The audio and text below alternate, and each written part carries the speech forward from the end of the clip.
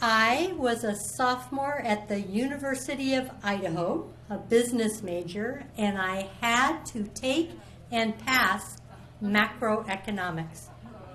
So I never missed a class.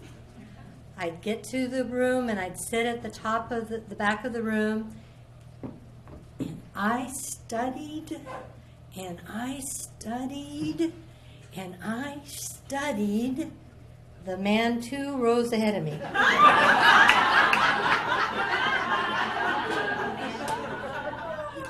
Because he was tall, and he was dark, and he was handsome, and I wanted him. So I studied to find out where he came from on his way to class. I studied where he went after class. I found out which dormitory he lived in. His was on the east side of the campus. Mine was on the west side of the campus. I had a girlfriend that lived where he lived. And so I arranged for her to call me whenever she knew he was heading to the cafeteria.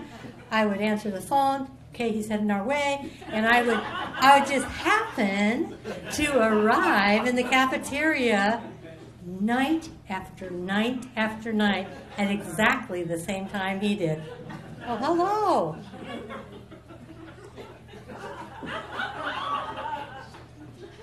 Fortunately, he started liking this friendly, familiar face that he saw so often on campus.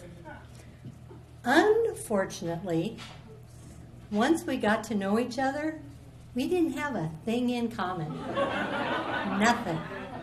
So there was that attraction, but that we didn't have anything in common. There were the things you could see. He's male, I'm female, he's tall, I'm short, he's slender, I'm not. But there went way beyond that. The more time we spent together, the more I realized that opposites really do attract, and I had found myself strongly attracted to my exact opposite. We even shopped differently. Retail. I think of retail as therapeutic. He thought of retail as a stealth military operation. You had your objectives in writing. You got into the establishment, got only what's on your list, and got out of the establishment with minimal enemy contact. The enemy is anybody on a commission. I think that retail is therapy, and I love to go without having any idea what I'm looking for and wander aimlessly, touching, smelling, tasting, and talking about everything that I'm experiencing. So I thought, well, I'm going to bring him along because he has not had the full therapeutic benefit of retail. So I drag him into a women's retail establishment, and I'm going into my full retail mode, and I look over to see how he's enjoying it, and he's not. He's not touching things. He's not talking about anything. He's kind of got his eye on that exit sign, and he's just mesmerized by it. I could tell he's just thinking, how long till I can make my exit? So I think, well, I'm gonna entertain him. I grabbed something off of a rack that I would never wear. It was like a, I don't know, black leather biker mama blingy outfit, and I held it up in front of me and I said, hey, how would I look in this? And he turned around and he said, alone.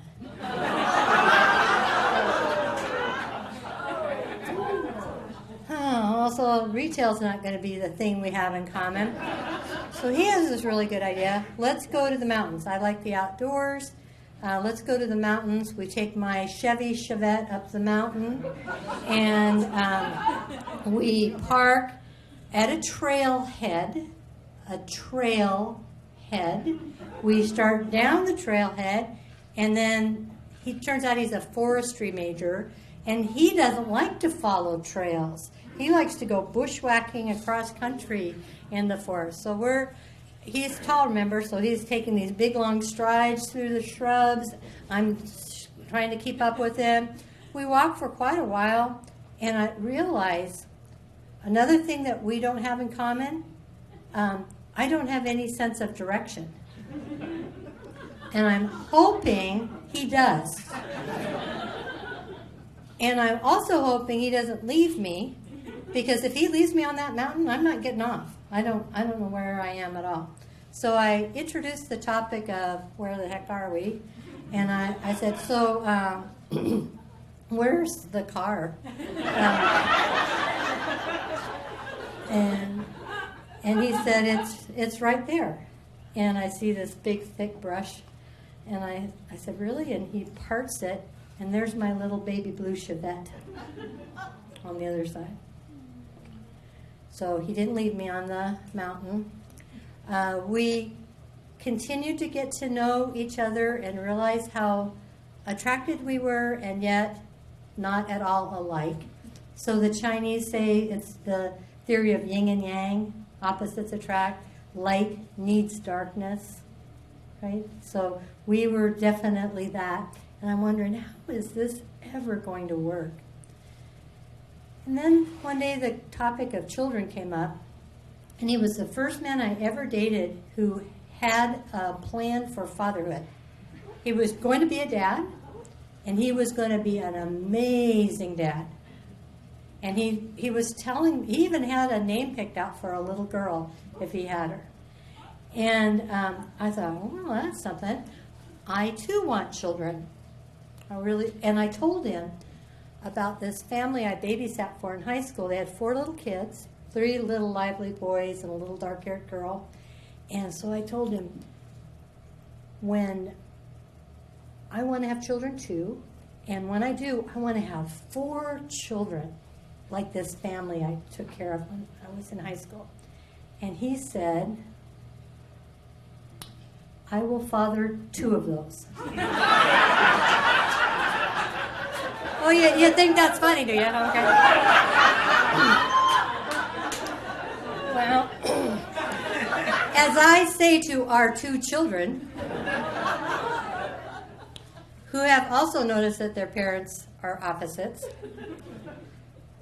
and as they were trying to work through the dating and finding somebody for themselves, they would look at our example and think how hard it would be to be attracted to your opposite.